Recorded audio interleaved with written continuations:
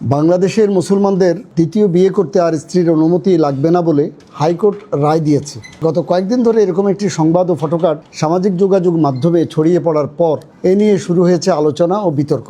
আদালতের আদেশে আসলে কি বলা হয়েছে তা নিয়ে তৈরি হয়েছে বিভ্রান্তি।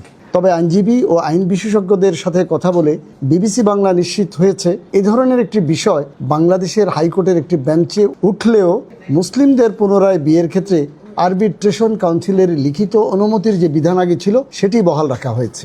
অর্থাৎ স্ত্রীর অনুমতি ছাড়াই আবার বিয়ে করা যাবে এমন দাবি সঠিক নয় বলেই বলছেন তারা। প্রসঙ্গত 2022 সালের জানুয়ারিতে দ্বিতীয় বিয়ের অনুমতির বিষয়টিকে আরবিট্রেশন কাউন্সিলের উপর দেওয়াকে চ্যালেঞ্জ করে একটি রিট মামলা করেছিলেন একজন আইনজীবী। তিনি স্বামীর দ্বিতীয় বিয়ের ক্ষেত্রে স্ত্রীর অনুমতির আবেদন করেছিলেন।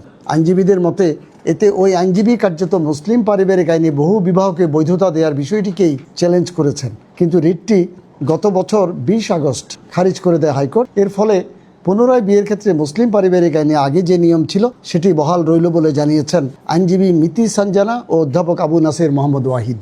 সম্প্রতি কয়েকটি সংবাদ মাধ্যমে সংবাদ প্রকাশ ও ফটোকার্ড প্রকাশের পর এ নিয়ে সামাজিক মাধ্যমে এই বিষয়টিকে নিয়ে ব্যাপক আলোচনা শুরু হয়েছে। অনেকে এ নিয়ে নানা রকম প্রতিক্রিয়া জানিয়েছেন। সুপ্রিম কোর্টের আইনজীবী মিতি সানজানা বলছেন, আবার বিয়ের ক্ষেত্রে বিদ্যমান স্ত্রী বা স্ত্রীদের সম্মতি বা অনুমতির নেওয়ার যে নিয়ম ছিল তাতে কোনো পরিবর্তনই আসেনি। আরবিট্রেশন কাউন্সিল বা সালিসি পরিষদের লিখিত অনুমতি ছাড়া কোনো বিয়ে নিবন্ধিত হবে না। আবার ওই কাউন্সিলে কাউকে পুনরায় বিয়ের আবেদন করতে হলে অবশ্যই আবেদনের সাথে বিদ্যমান স্ত্রীর সম্মতি এই বিষয়টি নিশ্চিত করতে হবে, বিবিসি বাংলাকে বলেছেন তিনি। রাজশাহী বিশ্ববিদ্যালয়ের আইনের অধ্যাপক আবু নাসির মোহাম্মদ ওয়াহিদ বলছেন, পুনরায় বিয়ের ক্ষেত্রে স্ত্রীর অনুমতি লাগবে না বলে যে প্রচার চলছে তা সম্পূর্ণ ভুল।